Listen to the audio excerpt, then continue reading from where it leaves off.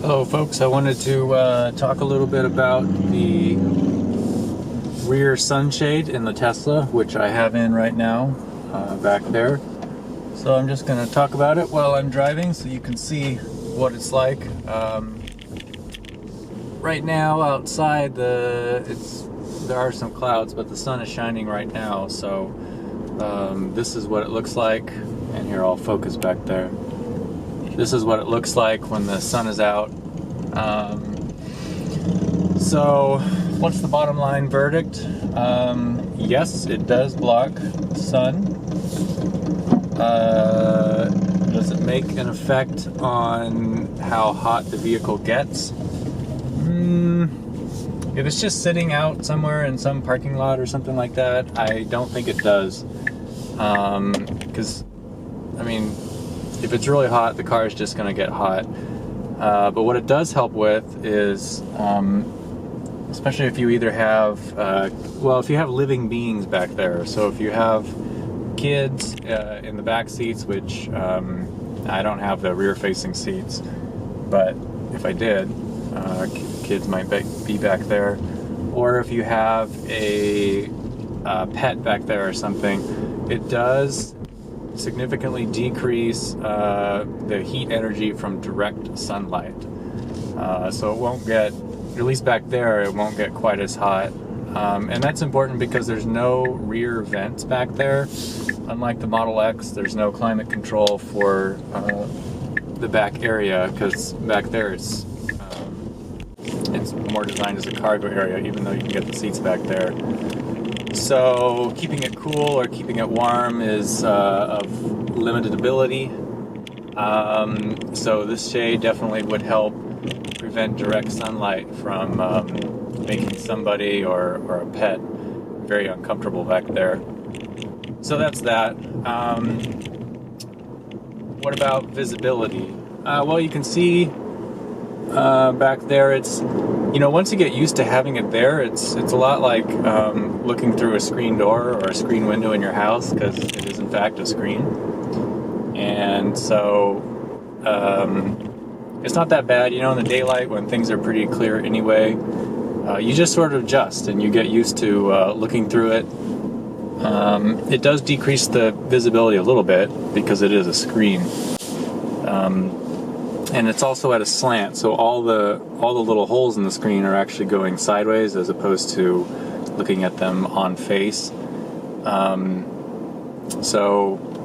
But yeah, you saw the car just pulled up behind me, and I can see cars just fine. You might think it's more of an issue at night, but it's actually not, because vehicles have their lights on at night, so you can't really see surroundings very well through that thing. So if you're backing up or something like that, you're not going to see very well out the back window. But in the Tesla, you're going to be using your backup camera anyway, so that's not even an issue. And then in terms of seeing cars or something behind you, like I said, they have their headlights on, or they should. And if they don't have their headlights on, you're probably not going to see them anyway, regardless of the screen. And of course, it doesn't, it's not going to hide, flashing lights or emergency vehicles or anything like that. It doesn't block that out. What else? So visibility, direct heat. I guess those are the privacy. I was going to talk about privacy. It seems kind of like it would be a privacy shield, but if you can see out, you can see in. So, like in daylight, if you're not very close to the car, somebody's walking by but not too close to your vehicle, probably it does hide a little bit of the interior contents back there. But once you get close to the car, you can see in the vehicle. And then at night, if you have lights on inside the car, it's very easy to see inside if you're standing outside. And the same is true with this. It's definitely not a one-way screen or anything like that. So not like you can change back there or something and feel comfortable. Yeah, so privacy. Okay, cost. This screen is $100 from Tesla's website. So those of you who were early on the awards program and have some credits to spare and are able to use them in the store, you could pick one up for free. It is kind of steep. That's pretty expensive for an accessory. I decided to go for it because I knew if I had one, I would just keep it back there for the entire summer. And I wanted one that would fit exactly to the window back there. I didn't want something sticking in with suction cups.